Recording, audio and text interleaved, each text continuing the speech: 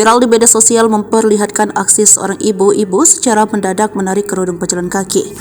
Diketahui kejadian tersebut terjadi di Jalan Ampera, Pontianak, Kalimantan Barat pada Kamis 21 Desember 2023. Tampak aksi tak menyenangkan ibu-ibu tersebut diketahui terekam kamera CCTV.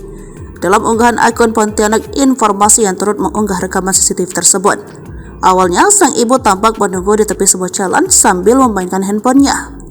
Saat dua orang perempuan tengah melintasi jalan tersebut, secara mendadak ia kemudian memandang seorang wanita berkerudung hitam dan menarik kerudung korban. Korban yang mengalami hal tersebut tampak terkejut dan spontan mencoba menahan kerudungnya, namun gagal.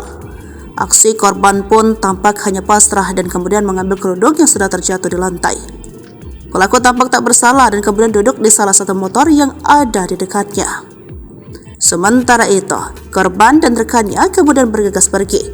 Selanjutnya pada unggahan lainnya nampak sang pelaku kemudian dijemput satu unit mobil pribadi berwarna merah dengan seolah tak terjadi apapun.